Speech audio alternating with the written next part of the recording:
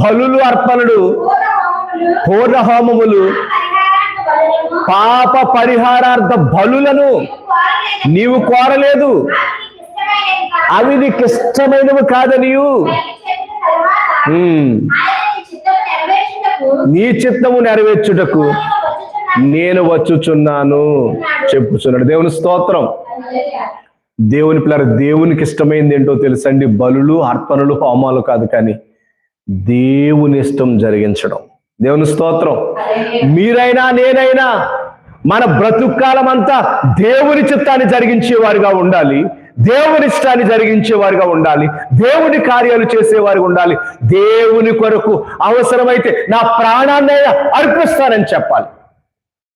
ఆనాడు ముగ్గురు బాలురు కూడా దేవుని చిత్తానుసారంగా వారి అగ్నిగులు గంధకములు కాల్చబడడానికి ఇష్టపడ్డారు. దానియేలు దేవుని చిత్తానుసారంగా సింహబోళ్ళు వేయడానికి ఇష్టపడ్డాడు. మొర్దెకై దేవుని చిత్తం కొరకు గోనె పట్ట కట్టుకుని బూడిద పూసుకుని గుమ్మం దగ్గర కూర్చుని దేవుణ్ణి వైపు చూస్తున్నాడు. దేవునికి స్తోత్రం. మనం కూడా అలా దేవుని చిత్తాన్ని జరిగించేవారిగా, దేవుని ఇష్టాన్ని జరిగించేవారిగా మనం ఉండాలి. అటువంటి స్థితిని మనం కోరుకోవాలి దేవుని పిల్లరా. దేవునికి స్తోత్రం. కాబట్టి మన దేవుడు ఎవరమ్మా? బలిని కోరే దేవుడు మాత్రం కాదు.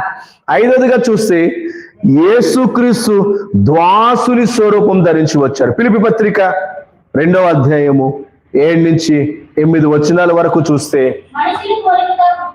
మనుషుల పోలికగా పుట్టి దాసుని స్వరూపము ధరించి తనను తాను రిక్తునిగా చేసుకుని, మరియు ఆయన ఆకారమందు మనుష్యుడుగా కనబడి మరణము పొందినంతగా, అనగా శిలువ మరణము పొందినంతగా విధేయత చూపిన వాడై తనను తాను తగ్గించుకుని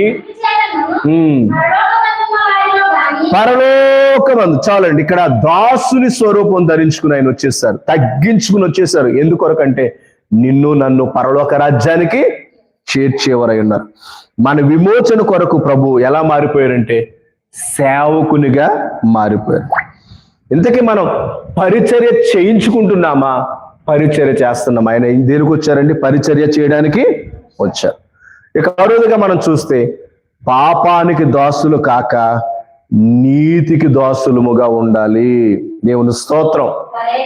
మనం ఎప్పుడు కూడా దేనికి దాసులుగా ఉండకూడదండి? పాపానికి దాసులుగా ఉండకూడదు, కానీ దేనికి దాసులుగా ఉండాలి? మనం నీతికి దాసులుగా ఉండాలి. కొరింథీయులకు రాసిన మొదటి పత్రిక 6వ అధ్యాయము 19-20 వచనాలు చదువుకుందాం. మీ దేహము దేవుని వలన మీకు అనుగ్రహించబడింది, మీలో ఉన్న పరిశుద్ధాత్మకు ఆలయమై ఉన్నదనియు మీరు ఎరుగురా.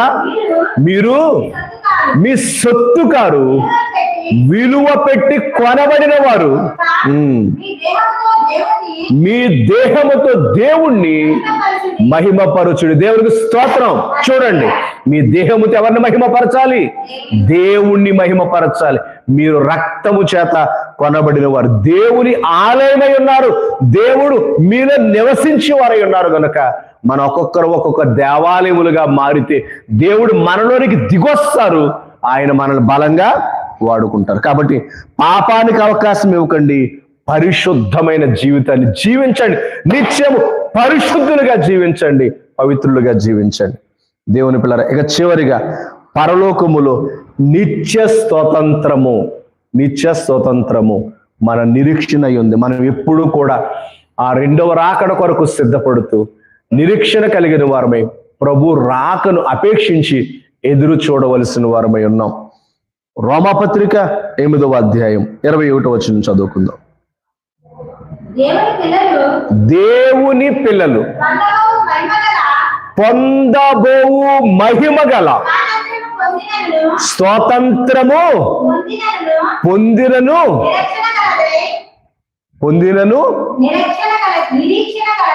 నిరీక్షణ కలదై స్వేచ్ఛగా కాక దానిని లోబరుచుకున్న వాని మూలముగా